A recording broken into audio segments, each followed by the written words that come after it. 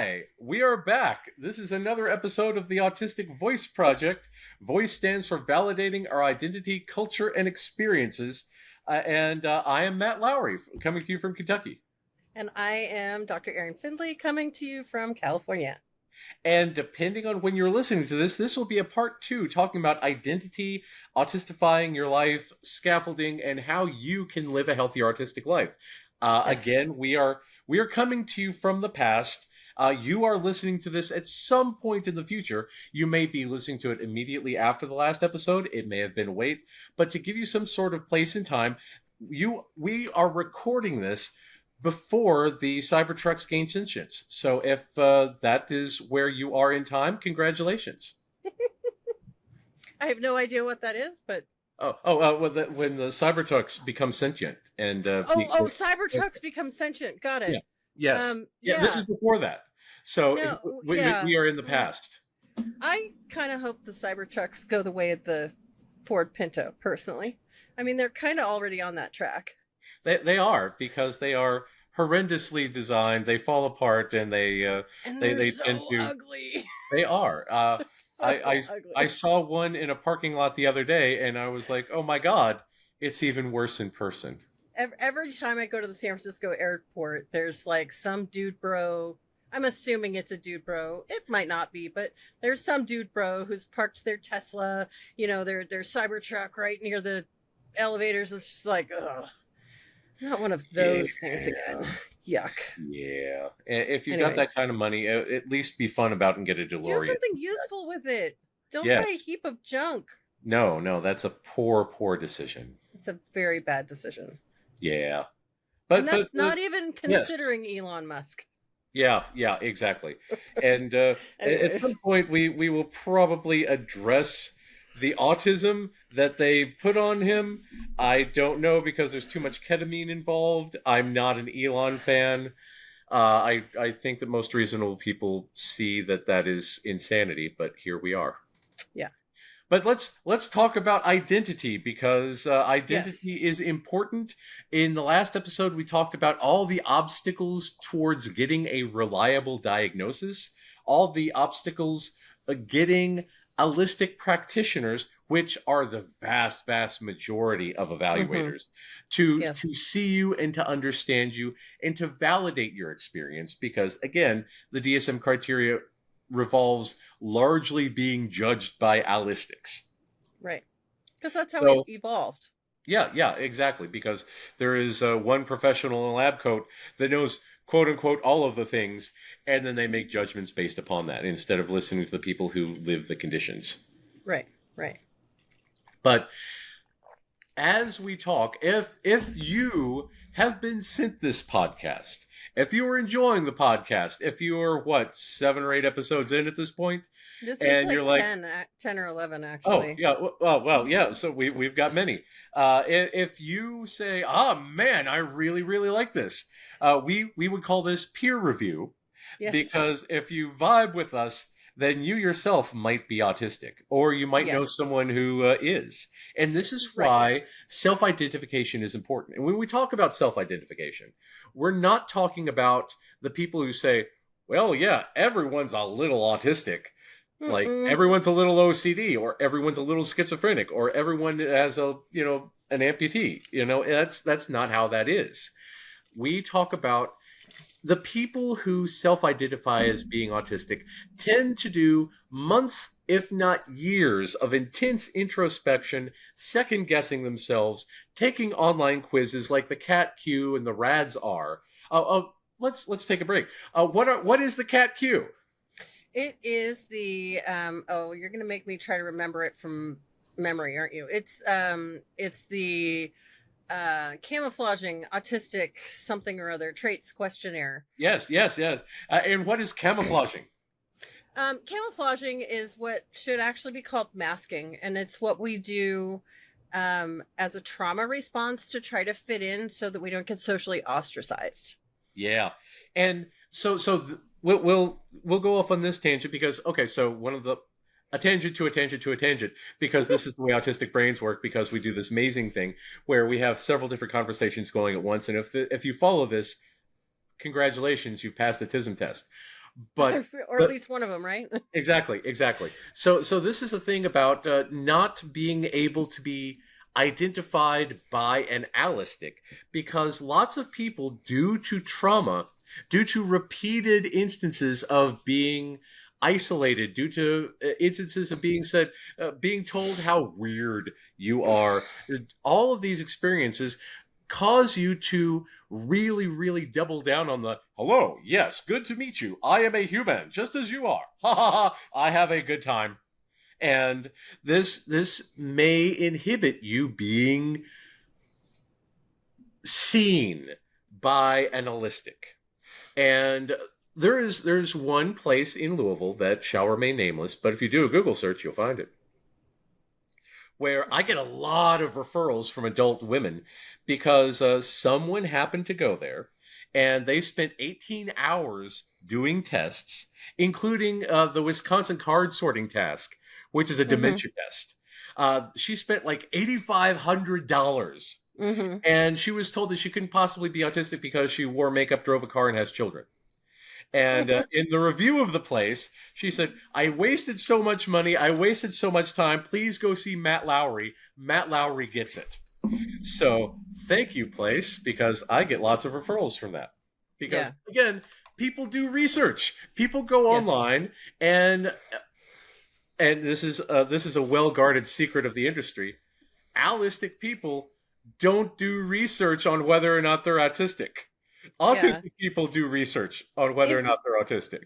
If you have an encyclopedia or like an encyclopedia type binder about why you think you might be autistic, I'm not sure that you need to go any farther. Just saying. I frequently get questions of, do you mind if I send you the research that I've done? I've got a Google document that's 67 pages long. I've got several PDFs. I've got this. And my response is, and I quote, sure.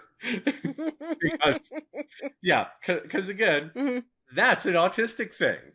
And I take great joy in reading through the encyclopedic references that everybody has. Because when people send this to me, they're like, yes, I've done all this research. Enough research to do a dissertation on autism. And their entire childhood experiences and all this stuff. I love it. It's great. And that brings us to the RAADS-R. What is the RAADS-R? And is it about skateboarding? No, it is not at all. It is not rad. Skateboarding. It is not rad. It's an 80-question empirically validated psychometric test. It's the Ritvo Autism Asperger Diagnostic Scale revised. You came prepared for that one. Google helped me. Research. Woohoo! Yeah, my husband calls me Google girl. There's a good reason for that. This is the way. This is the way.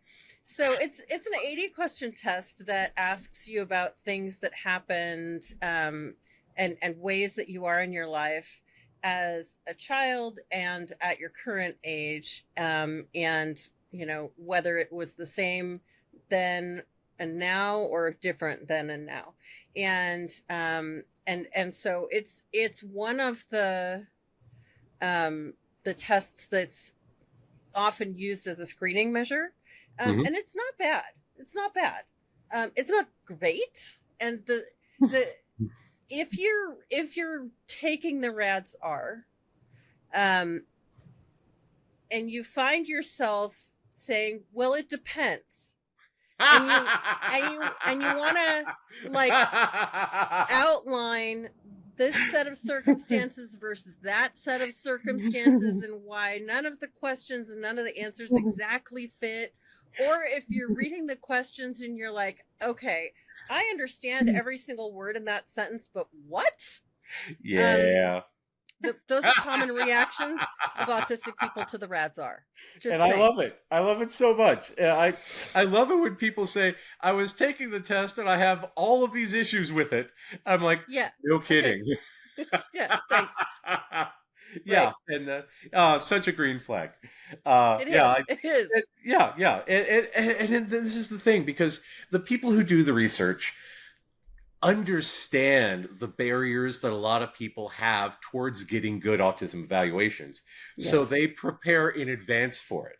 Because one Right. of the big problems about so autistic people tend to be bottom up processors and bottom up socializers, which Yes. means that we have the belief that if we come to somebody with a cogent argument, with well documented research and lots of papers leading up to this, a rational person would look at the data and say, oh my, it seems like you've made a cogent argument. I accept your details. This is an excellent piece of work. Have some candy.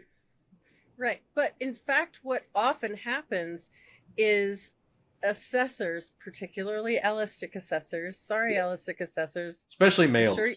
I'm sure you're wonderful people, but this is a major failing of allistic assessors Yeah. is they will think that the person's self-report is somehow an exaggeration Yeah. or biased or somehow something like, yes, there are people who are diagnosis seekers. Like those Yeah. people do exist in the world. And it happens for all diagnoses. But the vast majority of people just want to know what's going on. Right. Right. And Right. so they're coming in with their best hypothesis. So Yeah. for you, allistic, our lovely allistic assessor listener, who is working on being a better assessor, this message is for you. When you receive that encyclopedia from your client talking about why they might be autistic, maybe believe them. Yes. Yes. Maybe And believe them.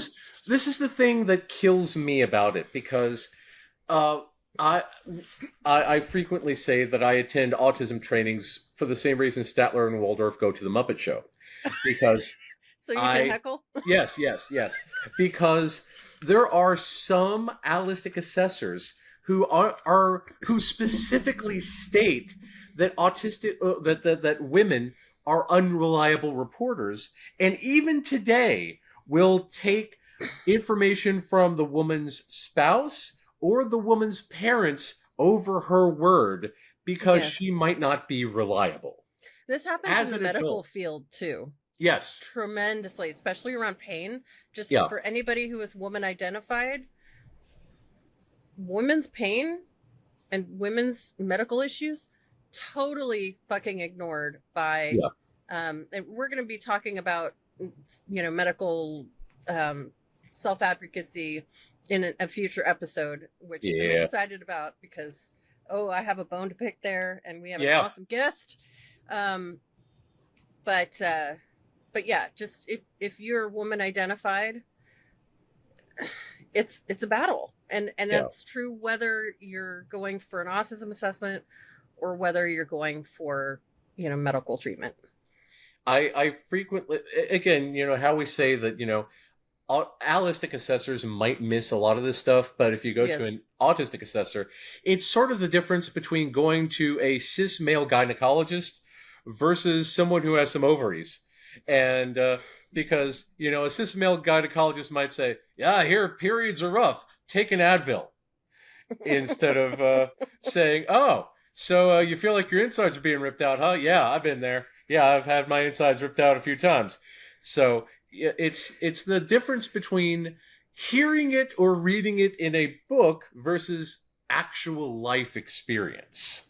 Yeah, and I just gotta say, if for anybody who does not have a uterus, who thinks that periods just like suck and take an Advil, I really want to encourage you to go watch some of those period simulator videos that are available on YouTube, where guys try out period simulators, and you'll see the women like get up to a 10 and they'll be like, oh yeah, this is a rough day at work, but I'm still going to work and I'm still doing it. And men are curled up on the ground screaming, right? Yeah, for men, the period becomes an exclamation point. Right, exactly. Exactly. Anyways, Yeah. we're digressing. We were talking about Again, amazing. testing, right? Yeah, yes, and this is the thing. This is another thing because one of the criteria for the ADOS, the Autism Diagnostic Observation Schedule, second edition, it is one of the. It is considered by neurotypicals to be the "quote unquote" gold standard of autism testing. Ridiculously flawed in a great many ways that we won't go into today. But one of the things about this is that it asks the evaluator to rank their discomfort with the evaluatee, and part of that is because allistics tend to speak in a certain way. I refer to it as Christmas-like conversation, where you have one light and then go down the chord and there's another light, and you go down the chord and there's another light, versus us where we bounce around all over the place and we will come back to it with this tangential speech. And well, but there is a through line, and that's the thing, is there is. That through line does exist.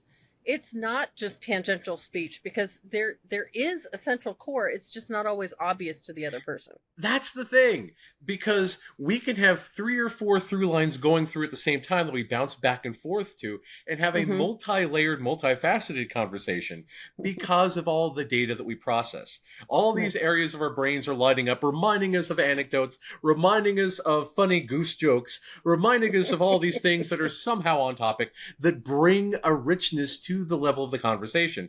Instead of, hi, are you fine? I'm fine. Are you fine? I am also fine. It is Wednesday. Today is Wednesday. It is Wednesday. It is hump day. It is not Friday. Tomorrow is Wednesday.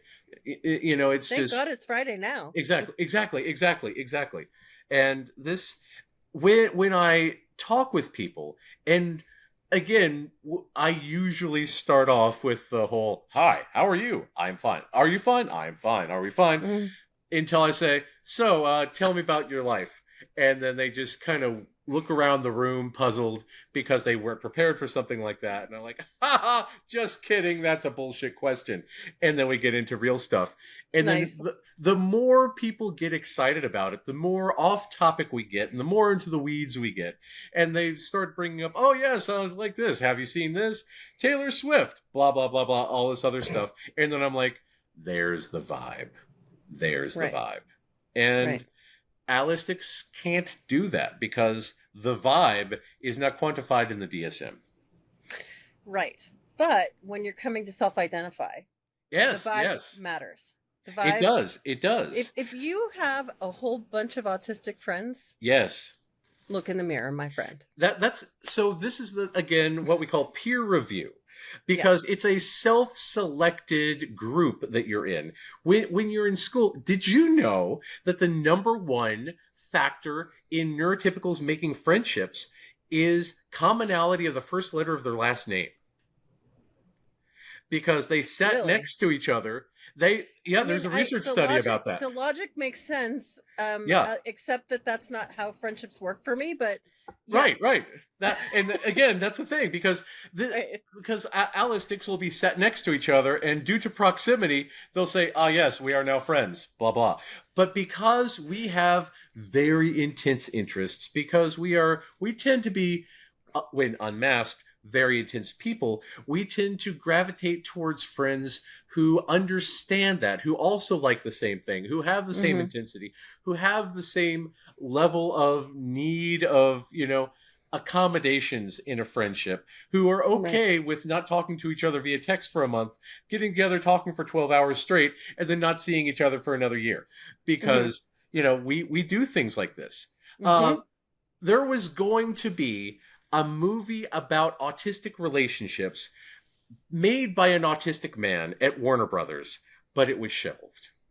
And this autistic man wrote extensive things about it because he himself had these issues in his own life with his own real life friends who were all famous. This man was Dan Harmon.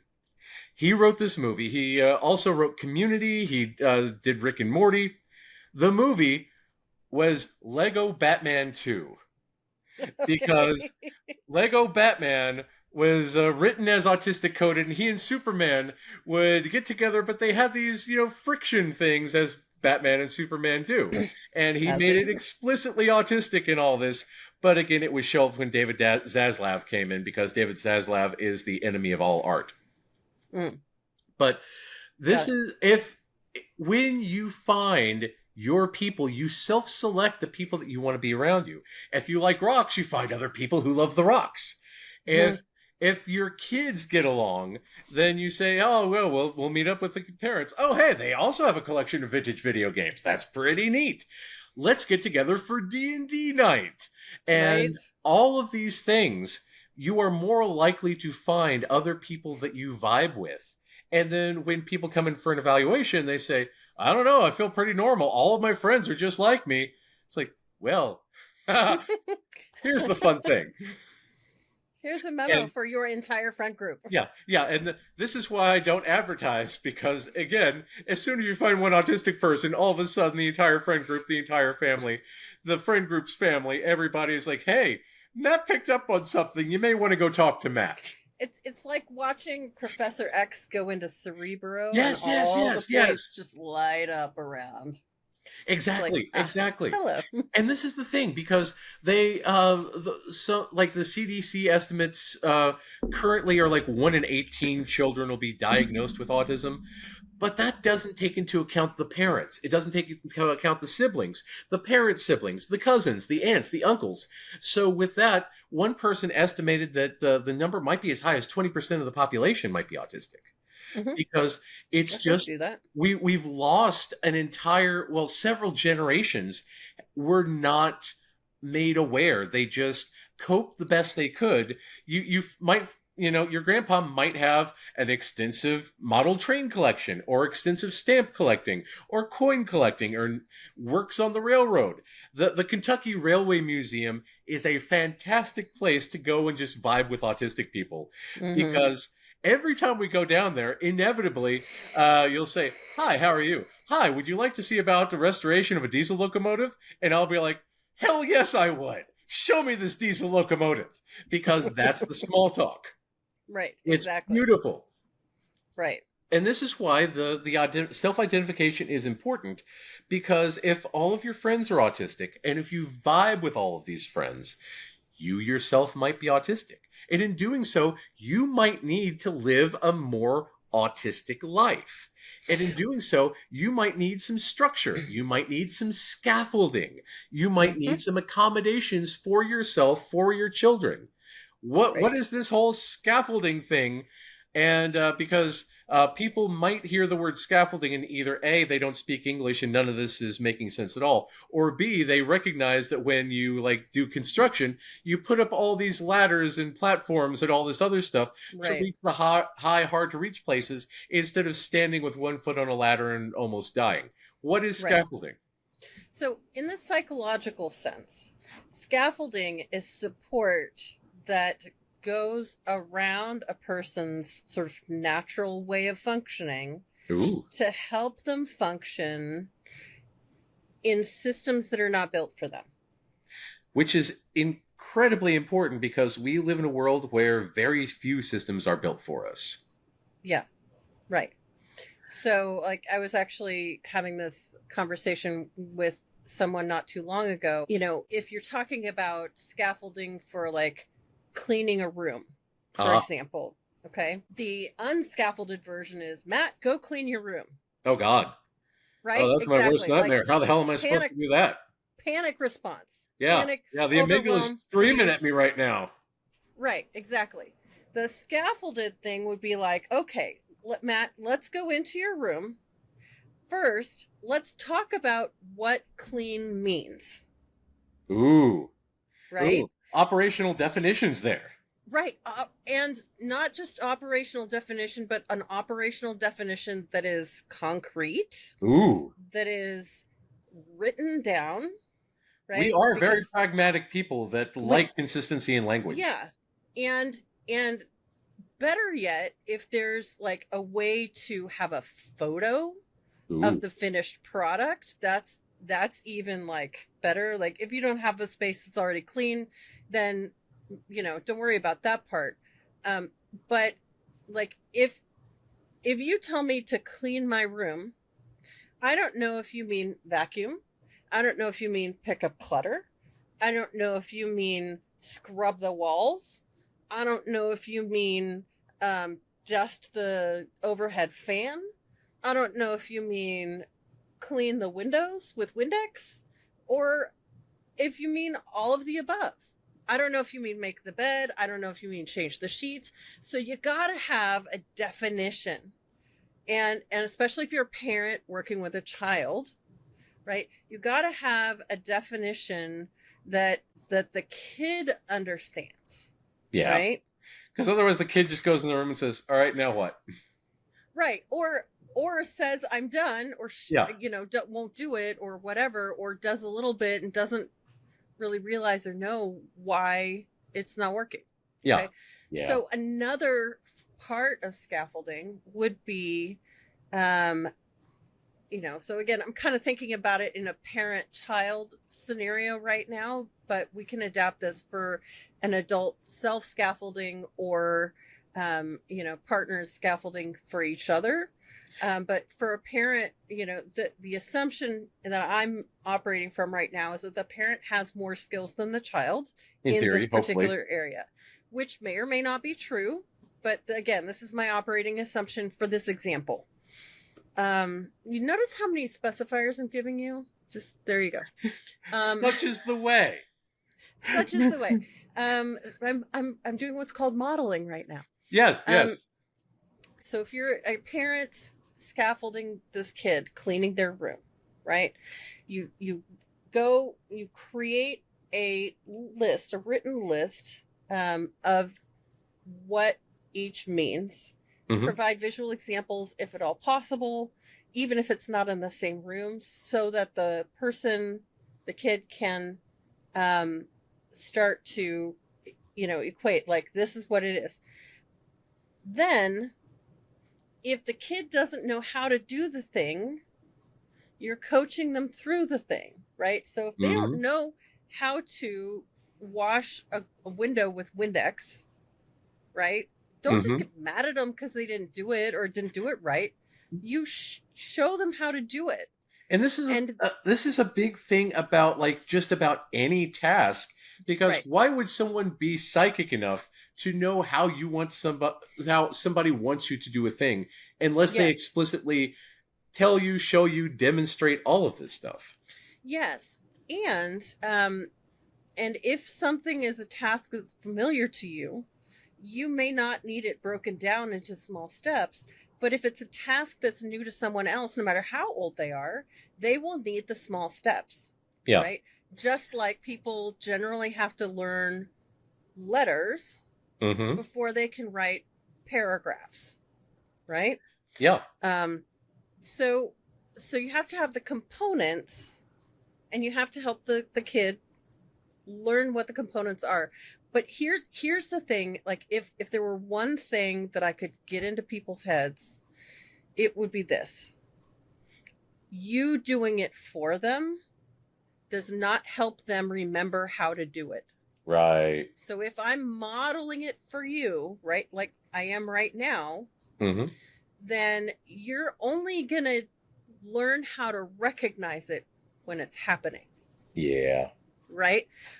So it's not the same thing to say, okay, Matt, we were talking about cleaning your room. What do you remember about what the steps are for cleaning your room? What do you remember about what done looks like? Yeah. Right? Because then you're inviting Matt's brain or the other person's brain to recall, right? So recognition is one type of memory. Recall is another, and recall is the one that you need to do when you're on your own and you're trying to think of something, right? And this is what you're training your kid to do, is to help them learn how to do this, someday on their own or for themselves, right? Help them practice remembering first. And it is not at all helpful to say, oh, come on, you know how to do that. You just did it yesterday. That is a condemnation, and it will shut a kid down. It'll shut an adult down, because we don't like that. That is bad. Well, it's shaming and ugly. It is. Yeah. You said, so here's what I would do. Not that you're my kid, Matt. And I believe that you are fully capable of doing, whatever you need to do. And on my good days. Help. Right. On your good days, there you go. Um, and, when you need help, I know that you also can ask for it. So I trust that about you as a grown up. But if you were my kid, or if you were someone I was teaching how to do this kind of thing, I might say something like, "Hey, Matt, what do you remember about how do you clean your room?" And then zip it. Yeah. Wait, because as autistic people, we got to process through things. We're sifting through. We're like, what do I remember? And if the kid or the other person starts to get worried about, like, well, what if I'm not getting it in the right order? Just like provide some encouragement. It's okay if you get it out of order. Let's start with what you remember, and then we can look at the order and see if it needs to be reordered. And this is a big thing because autistic people process way more data due to our hyperconnected, hyperplastic brains. And Yes. this can result in a data backlog that we call process complexity, where there is way too many details and we get flooded with the details. And this is why autistic people tend to do worse on standardized IQ tests than allistics, because the working memory takes longer to sift through that data, sort out the data, put the data where it needs to be, and act on it. It's the same part that's like, well, it depends. The answer to this test, it depends. Because Yes. in this scenario, nuance A, B, C, D, E. But in that scenario, nuance F, G, H, I, J, K. Yeah. Right? Yeah. Because we're processing and going through the different trees and different situations and stuff. Exactly. Yeah. Exactly. My son, we have 1, 2, 3, 4, 5, 6, 7, 8, 8 rolling storage bin shelves in the living room. Originally in his bedroom, then he tried to put them in my bedroom, and now they're in the living room. And each of these bins, he found my label maker. He loved making labels for things. This cracks me up. I love it. Which should be on an autism test. So Right. he's learned how to use my label maker, and he says red bricks on the red brick drawer, yellow bricks on the yellow brick drawer, land vehicles on the vehicles for land vehicles, water vehicles, and he's got all of the bricks in all of their special components. And every time he builds something, he knows exactly where to go to get the pieces that he's looking for to meet the instructions in order to build the thing they want. Glorious. And he has just as much fun building as he does unbuilding and putting everything back in its own little thing. And just watching him go and watching the joy that he has with putting everything where it needs to go, that's some autistic bliss right there, because he knows where to find it. He knows where to put it away. He is a master of this domain. And it is a delightful thing to watch. And I just sit back and watch him just go light speed through all these things. And every once in a while, he'll say, "Oh, no, I don't have this." I was like, "Did you look in the special bricks? Did you look in the accessories?" And then I will have him hand me the drawer, and I will look. They're transparent drawers, so I'll look underneath and see it in there and just reach in and grab it magically. And then he'll say, "You found the thing! It was unfindable!" And I'm like, "Yes, I found the thing." And just say, "Oh, yes, daddy powers right there." Exactly. And it is wonderful to have that sort of vibe with him that we can have. And that's one thing that I've got to work on this weekend, because he spent a very, very long time yesterday cleaning up his little area in the living room, and mine is still a complete mess because of process complexity. Because again, when we're cleaning our room, if we don't have an operational definition, we don't know where things go. I moved into this house back in October without a clear definition of where literally anything goes. Right. So after a while, I was able to buy mug racks to put all my extensive collection of coffee mugs on.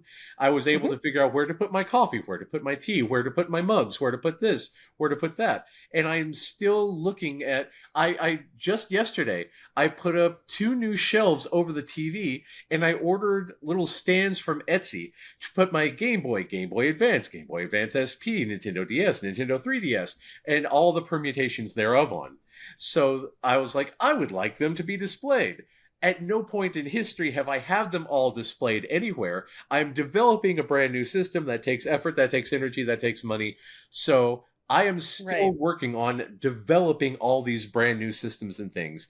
And this is a thing, as an autistic adult, you will need to give yourself grace on, because if you have the doom piles, you might just not know where things go.